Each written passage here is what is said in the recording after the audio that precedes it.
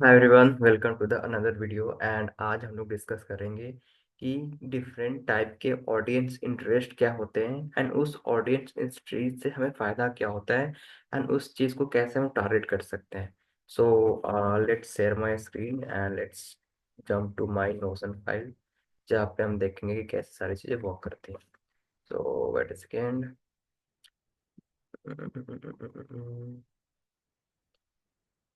या so here is the open targeting. Actually open targeting में हम लोग एक्चुअली जो भी मैं यहाँ पे बताऊंगा, that's everything will be like कि सारा चीज़ आपका डिपेंड करेगा ऑडियंस इंटरेस्ट पे। सब ऑडियंस इंटरेस्ट कौन कौन से हैं, तो यहाँ पे मैंने मान ली 3-4 ऑडियंस इंटरेस्ट लिखे हैं फिलहाल। बाकी के मैं नेक्स्ट वीडियोज में कवर करूंगा। So let's start first with the open targeting, जिसको हम ग्राउंड टारगेटिंग भी कहते हैं। तो ओपन टारगेटिंग का क्या होता है? तो open targeting to test the ad creative if there is multiple कम से पिलाती है, लोगों तक ज़्यादा पहुंच सकती है एंड आफ्टर दैट क्रिएटिव क्या। सो दिस इट मीन्स कि ओपन टारगेटिंग हम तब यूज़ करते हैं जब हमें एग्जैक्टली एड क्रिएटिव को टेस्ट करना रहता है। लेट्स से कि हमारा बजट अच्छा खासा है एंड हमारे पास 10-15 ऐड क्रिएटिव है ना, मुझे पता नहीं कि कौन सा ऐड क्रिएटिव बहुत अच्छा परफॉर्म करेगा। इसलिए हम क्या बनाएंगे कि हम उसका एक अलग ही ओपन टारगेटिंग का एक अलग ही कैंपेन बनाएंगे एंड उसमें सारे ऐड क्रिएटिव को डाल देंगे। ऐड क्रिएटिव को डालने के बाद हमें पता चल जाएगा कि किसका हुक रेट सबसे अच्छा आ रहा है, किसका open rate I mean click through rate किसका सबसे अच्छा जा रहा है। जिसका हुक रेट एंड जिसका क्लिक थ्रू रेट अच्छा जा रहा होगा उसको हम दोनों कंबाइन करके जो हमारा प्राइमरी एड सेट है उसमें हम डाल देंगे यार। तो इससे क्या होगा कि हमारा जो टेस्टिंग का जो बजट पैसा जाने वाला था हमारा मेन एड सेट में, मेन कैंपेन में, वो बच जाता है। एंड ओपन टारगेटिंग का सबसे बड़ा बेनिफिट ये है कि हमें जो सीपीए में कॉस्ट पर बाइल आता है बहुत कम आता है। इसके कारण हम बहुत ज़्यादा लोगों तक पहुंच पाते हैं एंड बहुत लागत जो आई मीन ज़्यादा लोगों तक पहुंच पाते हैं तो हमें ऐड का पता चल जाता है। बट हाँ, इसका एक एडवांटेज ये है कि ये कोई रिजल्ट आपको अनसर्टेन देगा। मे बी शुरू में देख सकता है रिजल्ट, बट जैसे 2-3-4-5 दिन 6 दिन बाद आपको रिजल्ट देना बिल्कुल बंद कर देगा। सो ओपन टारगेटिंग का एक एडवांटेज भी है, एक डिसएडवांटेज भी है, जिसे हम स्ट्रेटेजिकली यूज कर सकते हैं to get the creative idea. उसी का एक छोटा भाई जिसे कह सकते हैं second one is advantage plus audience. Advantage plus audience हम तब यूज करते हैं जब हमें इंस्टेंटली सेल चाहिए होता है जिसे। एंड इसका सबसे बड़ा एडवांटेज ये है कि हम एडवांटेज प्लस ऑडियंस को हम लो बजट पर ऑपरेट करके आई मीन सेल ला सकते हैं इनिशियल लेवल पे। बट हाँ, अगेन डिसएडवांटेज है कि इस चीज़ को हम स्केल नहीं कर सकते एडवांटेज प्लस ऑडियंस को, बिकॉज हमें पता नहीं होता है कि हम एग्जैक्टली किसको टारगेट करें एंड किसको टारगेट ना करें। So this is the thing.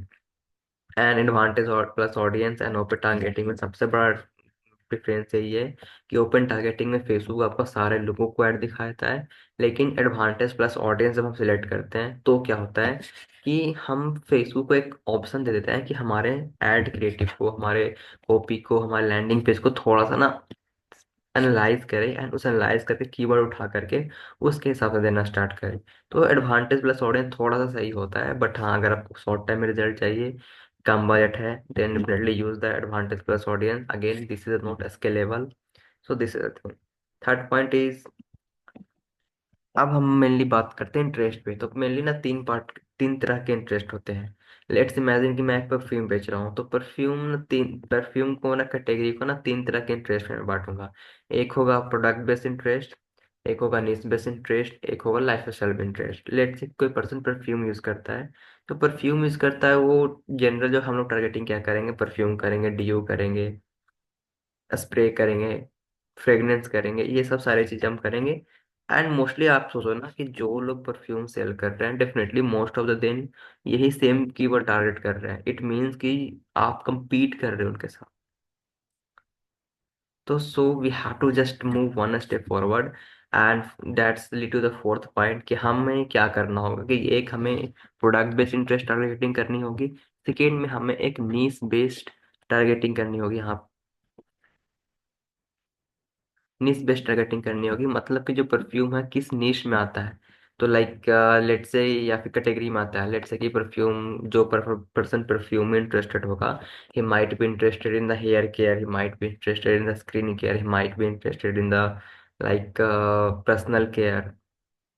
उसका क्लॉथिंग में इंटरेस्ट हो सकता है। तो काफ़ी सारी चीज़ें और भी है परफ्यूम के साथ साथ जिसमें वो इंटरेस्टेड हो सकता है, अगर वो परफ्यूम में इंटरेस्टेड है तो दूसरी हम एडसेट बनाएंगे जिसमें हम नीश बेस के ऊपर टारगेटिंग करेंगे।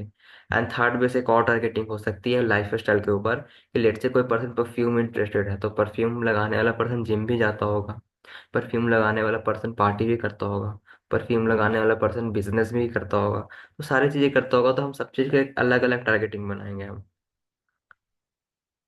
But the thing is that कि एक पर्सन थे जिन्होंने सेम चीज अप्लाई किया था और उनका ये पता चला कि जो पार्टी वाला है ना, वो सबसे ज्यादा परफॉर्म किया था उनका परफ्यूम में। अगर आप सोचो कि वो सिर्फ डीयू एंड परफ्यूम में कर देते तो वो तो फिर आप कर ही नहीं पाते ना स्केल अपने बिजनेस को।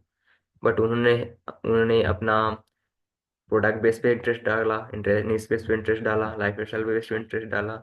एट द एंड उनको पार्टी वाले इंटरेस्ट में बहुत ज़्यादा प्रॉफिट मिला। एंड पार्टी वालों को भी उन्होंने और भी बजट कर दिया और भी उन्होंने फ्रैगमेंट कर दिया कि पार्टी वाले में भी किससे अच्छा रिजल्ट आ रहा है। तो this is how testing work. तो आई बिलीव आपको इंटरेस्ट बेस्ड समझ में आई होगी, and definitely I will be covering 2 or 3 more interest based in the next upcoming videos. Till then, bye bye, see you. And हाँ, please make notes, it's the very valuable lessons that I am giving you. And me too, I'm learning from the different sources and implementing in our business, and I'm also trying to convey you through the my videos. So till then, next year, bye bye, see you.